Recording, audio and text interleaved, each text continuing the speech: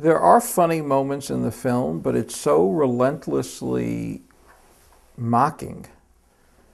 I felt like I was at a Seder being conducted by the Russia, the evil son. Not that I'm saying Bill Maher is evil, but what really defines the evil son in the Seder is you assume it's a tone of mockery. What does all this mean to you? Because obviously to me it means nothing. So here is Maher in the film taking beliefs that people hold seriously, and not all of which have bad consequences, but he makes it sound like their beliefs at best deserve laughter. It's sort of typified in the fact that throughout the movie he's laughing all the time, and therefore inviting the audience to laugh with him and to laugh at all the people that he's spoken to. Isn't this ridiculous that anybody believes these things? And so there is a meanness of spirit. I don't necessarily sense that he's a particularly mean person, but there was a meanness of spirit. Can I go on? Yeah, definitely. In addition, he seems to have purposely sought out, by and large, people who represent fringe religious views. It's as if there's no one in the religious community that he has anything to say that he could find at all interesting. He just wants to keep poking at the same thing. There's no effort to see, does religion have any positive consequences? If I had to make a working guess, I would assume that most religious people, for example, give more to causes that deal with poverty and issues of charity. But he would never even be interested in considering such a point. He's just interested in seeing a world in which religion is destroyed. I have no idea, maybe he personally believes in some God, but he wants all organized religion destroyed. He makes that very clear, as if there was no violence prior to organized religion, as if the secular alternatives of the 20th century somehow are moral models from which we could learn. But they're frightening, and therefore he misrepresents a lot of things. I haven't had time to check into others, but I did just check into one. He has a quote from John Adams to the effect the world would be better off without religion. But what Adams had said in the context of that quote was, sometimes I get so upset, something to the effect, I'm not quoting him verbatim, sometimes I get so upset when I read about bad things done in the name of religion, which Adams really was very exercised about, that I think the world would be much better off without religion. But then I also realized religion is what guarantees moral behavior, moral and virtuous behavior. So he misrepresents religion in that regard.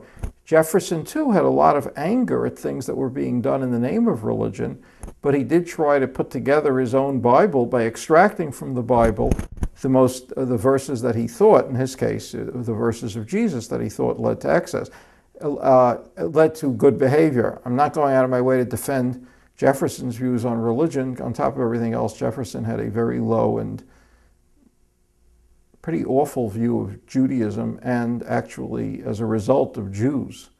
He disliked Jews as he disliked Quakers and thought that they had bad character.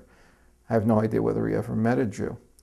So, but it's important. Adams, on the other hand, claimed that the Jewish contribution of a belief in one God was the most important contribution of all in human history, and was the basis of all civilization.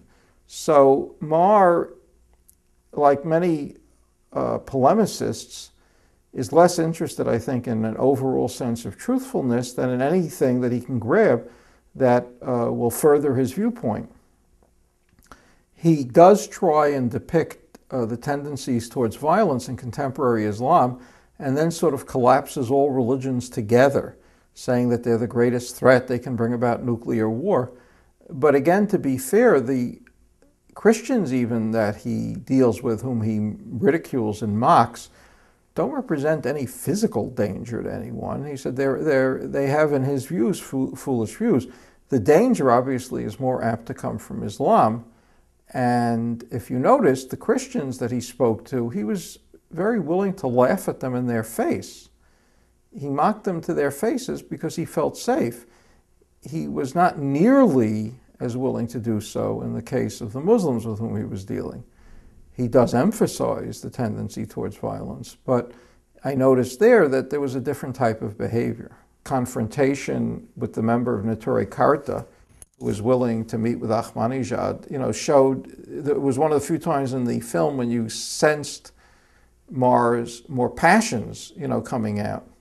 And that's what was needed. You see, the constant laughing and mockery at any representation of any belief in the Bible seemed to belie such a contempt and anger that it was hard in that regard to take it seriously. So basically I'd say this is like if you could imagine going to a movie where somebody was going to try and point out anything they could about Judaism that struck them as silly.